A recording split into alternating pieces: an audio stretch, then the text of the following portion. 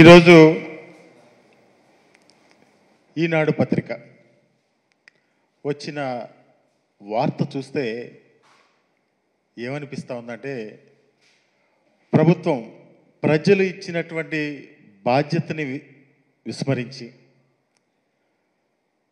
మేనిఫెస్టోలో ఇచ్చినటువంటి హామీల్ని మరచి ప్రజల్ని తప్పుదోవ పట్టించే విధంగా ఈరోజు ఎల్లో మీడియా కానీ ప్రభుత్వం కానీ వ్యవహరించే తీరు చాలా హాస్యాస్పదంగా ఉంది. వాళ్ళ బాధ్యతని తప్పుకుని, ఎందుకంటే ఎన్నికల్లో వాగ్దానాలు ఇచ్చారు, అన్నీ చేసేస్తామని చెప్పారు ప్రజలకి. కానీ ఆ బాధ్యతల్ని మరిచి ఈరోజు తప్పుదోవ పట్టించి ఈ రాష్ట్రంలో డైవర్షన్ పాలిటిక్స్ చేస్తూ ఉన్నారు. జగన్మోహన్ రెడ్డి గారు ఎంతో ప్రతిష్టాత్మకంగా తీసుకుని ఆ రోజు ఒక చట్టాన్ని తీసుకొచ్చారు అసైన్మెంటు ల్యాండ్స్ విషయంలో. దాని మీద ఈరోజు తప్పుదోవ పట్టించే విధంగా ప్రజల యొక్క దృష్టిని మరల్చే విధంగా ఈరోజు ఈనాడు పేపర్లో రాయడం అది ఎంతవరకు సమంజసమో ఒక్కసారి ఈ రాష్ట్ర ప్రజలందరూ కూడా ఆలోచించాలి. ఈ రాష్ట్రంలో విజ్ఞులైన వాళ్ళందరూ కూడా ఆలోచించాలని చెప్పి మీ ద్వారా మనవి చేస్తూ ఉన్నాం. ఎప్పుడు కూడా ప్రభుత్వాలు కొన్ని నిర్ణయాలు తీసుకుంటారు.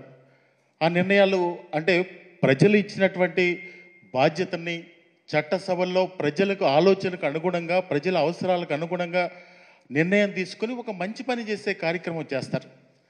దాన్ని కూడా పత్రికలు ఒక పాజిటివ్గా తీసుకుని దానిలో ఉన్నటువంటి సమస్యలు ఏమైనా ఉంటే కూడా, సజెషన్స్ ఏమైనా ఉంటే అవి వెలుగులోకి తీసుకురావడం పత్రిక యొక్క ధర్మం. అది చేయాల్సిన అవసరం కూడా ఉంది.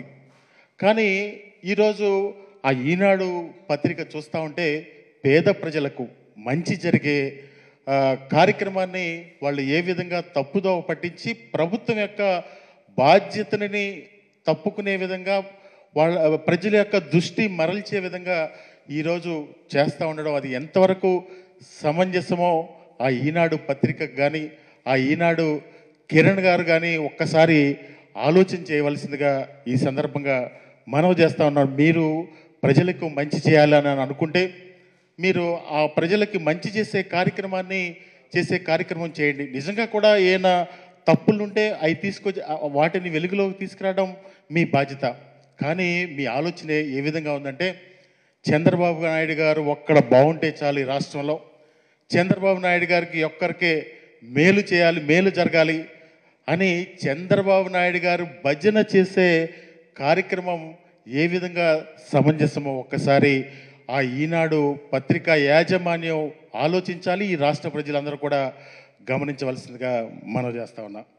నిజంగా అసైన్డ్ భూముల విషయంలో ఈ రాష్ట్రంలో అందరికీ తెలుసు, గత ప్రభుత్వ హయాంలో అసైన్డ్ భూముల విషయంలో ఆ రోజు అక్రమాలు చేసింది చంద్రబాబు ప్రభుత్వం కాదా అని చెప్పి నేను ఈ సందర్భంగా అడుగుతా ఉన్నా.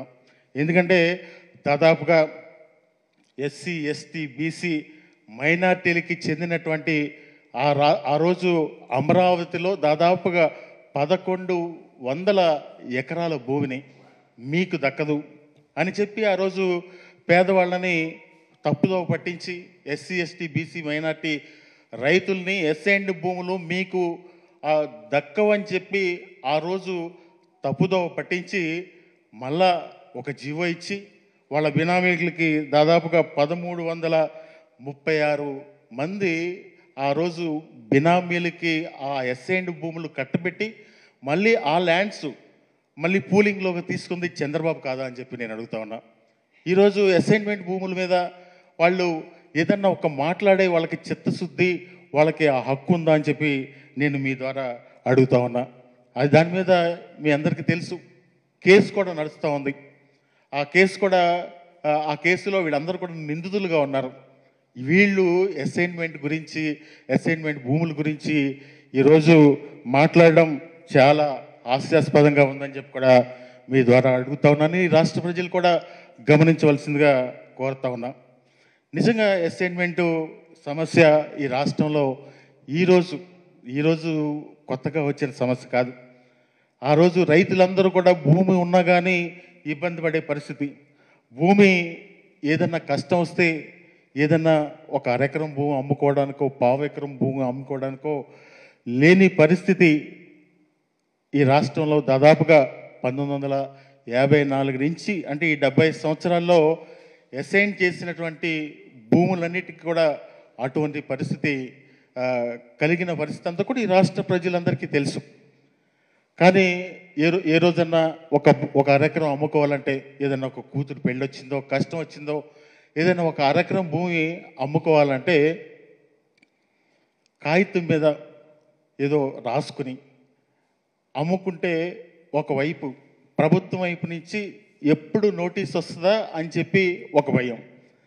మళ్ళా ఈ కొనుక్కున్న వాళ్ళు కూడా రాత్రిపూట నిద్ర పట్టిన పరిస్థితులన్నీ కూడా ఈ రాష్ట్రంలో దాదాపుగా 70 సంవత్సరాల నుంచి నడుస్తూ ఉన్నాయి. అంటే పేదలకి ఎప్పుడు కూడా పేదలకి ఇచ్చినటువంటి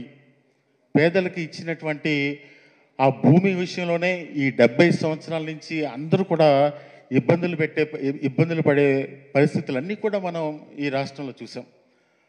అదేవిధంగా ఈ రాష్ట్రంలో స్వతంత్రం వచ్చిన తర్వాత వివిధ వర్గాల ప్రజలందరికీ కూడా అలాట్ చేసేటటువంటి భూములు స్వతంత్ర సమరయోధులకు కానీ అదేవిధంగా మన ఎక్స్ సర్వీస్ మ్యాన్ కానీ వీళ్ళందరికీ కూడా అలాట్ చేసిన భూములన్నీ కూడా వాళ్ళు 10 సంవత్సరాల తర్వాత అమ్ముకునే అవకాశం ఉంది. కానీ ఈ రాష్ట్రంలో పేద ప్రజలకు ఒక్కళ్ళకే అటువంటి అవకాశం లేకుండా పోయింది ఈ చట్టం వల్ల. అంటే 1977 సంవత్సరంలో తీసుకొచ్చినటువంటి పిఓటి యాక్ట్ వల్ల ఆ పిఓటి యాక్ట్ వల్ల భూమి ట్రాన్స్ఫర్ అయ్యే పరిస్థితులు లేవు.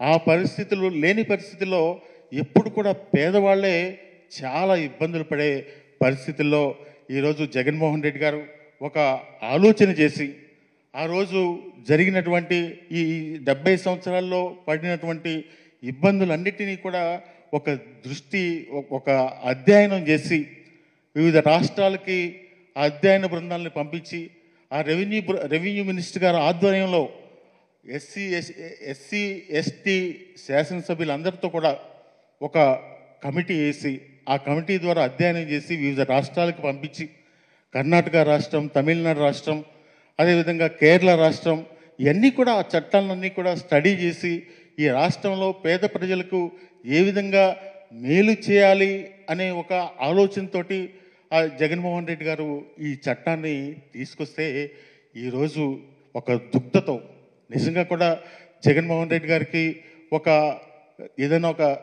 జగన్మోహన్ రెడ్డి గారికి కానీ ఈ గత ప్రభుత్వానికి కానీ ఒక స్వార్థం ఉంటే ఒరిజినల్ ఎస్ఐనికి కానీ వాళ్ళ కుటుంబ సభ్యులకు కానీ హక్కులు సంక్రమించాలని చెప్పి చట్టం చేసేవాళ్ళు కాదు.